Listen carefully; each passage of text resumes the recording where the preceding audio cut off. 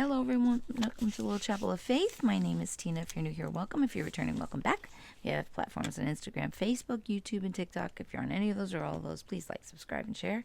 We are here with the readings of the Diary of St Faustina.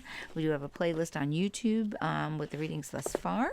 But if you're following us from where we are today, you're on page 286, number 700. Once when I was very tired and in much pain, I told Mother Superior about it and received the answer that I should get used to suffering. I listened to everything that Mother told me, and then I went out. Our Mother Superior has great love of neighbor, and especially great love for those sick sisters, as everyone knows. And yet, as it regards me, it is extraordinary that the Lord Jesus has permitted that she not understand me, and that the test much in this respect. On this particular day, when I was feeling bad and still went to work, every now and then I would feel sick. It was so hot that even when working, a person felt terrible, not to mention when it was like when one had to work while suffering. So before noon, I straightened up from my work, looked up at the sky with great trust, and said to the Lord, Jesus, cover the sun, for I cannot stand this heat any longer. And oh, wonder, at this very moment, a white cloud covered the sun, and from then on, the heat became less intense. When a little while later I began to reproach myself, I did not bear the heat, that I did not bear the heat, but begged for relief. Jesus himself put me at ease. August 13th, 1936. Tonight God's presence is pervading me, and in an instant I could come to know the great holiness of God. Oh, how the greatness of God overwhelms me. I then come to know the whole depth of my nothingness. This is a great torment, for this knowledge is followed by love.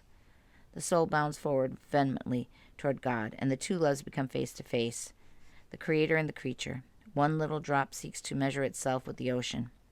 At first, the little drop wants to enclose the infinite ocean within itself, but at the same moment, it knows itself to be just one small drop, and thus it is vanquished, and it passes completely into God like a drop into the ocean. At first, this moment is torment, but so sweet that on experiencing it, the soul is happy. At present, the topic of my particular examine is my union with the merciful Christ. This practice gives me unusual strength. My heart is always united with the one it desires, and its actions are regulated by a mercy which flows from love. I spend every free moment at the feet of the hidden God. He is my master. I ask him about everything. I speak to him about everything. Here I obtained strength and light. Here I learned everything. Here I am given light on how to act toward my neighbor. From the time I left the novitiate, I have enclosed myself in the tabernacle together with Jesus, my master. He himself drew into the fire of living love on which everything converges. September 25th. I suffer great pain in my hands, feet, and side, the places where Jesus' body was pierced. I experience these pains particularly when I meet the soul who is not in the state of grace. Then I pray fervently that the mercy of God will embrace the soul. September 29th. On the feast of St. Michael, the archangel, I saw by the side that great leader who spoke these words to me. The Lord has ordered me to take special care of you. Know that you are hated by evil, but do not fear. Who is like God? And he disappeared. But I feel his presence and assistance. October 2nd, 1936. The first Friday of the month after Holy Communion, I suddenly saw the Lord Jesus who spoke these words to me. Now I know that it is not for all the graces or gifts that you love me, but because my will is dearer to you than life. That is why I am uniting myself with you so intimately as no other creature. At that moment, Jesus disappeared. My soul was filled with the presence of God. I know that the gaze of the Mighty One rests upon me. I plunged myself completely in the joy that overflows from God. I continued throughout the whole day without interruption, thus merged in God. In the evening, I fell as if into a faint and strange sort of agony.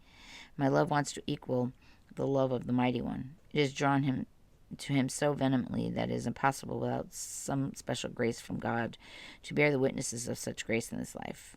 But I see clearly that Jesus himself is sustaining me and strengthening me and making capable of communing with him. In all this, the soul is particularly active. October 3rd, 1936. During the rosary today, I suddenly saw a ciborium with the Blessed Sacrament. The Giborium was uncovered and quite filled with hosts. From the Giborium came a voice. Those hosts have been received by souls converted throughout the prayer and suffering. At this point, I felt God's presence as a child would. I felt strangely like a child.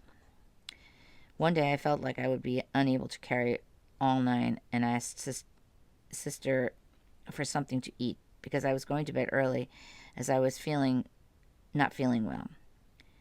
It says S.N. Answered, "You are ill. You are not ill, sister. They only wanted you to have some rest, so they made up an illness. Oh, my Jesus, my illness is so far advanced that the doctor has separated me from my sisters to prevent them from becoming infected. And yet, one is judged in this way. But that's good. All is for you, Jesus. You, my Jesus. I do not want to write much about external matters, for they are not the reasoning for my writing. I want in particular to know the graces granted to me by the Lord, because these are not only for me, but for many other souls as well." I'm going to leave that there for now.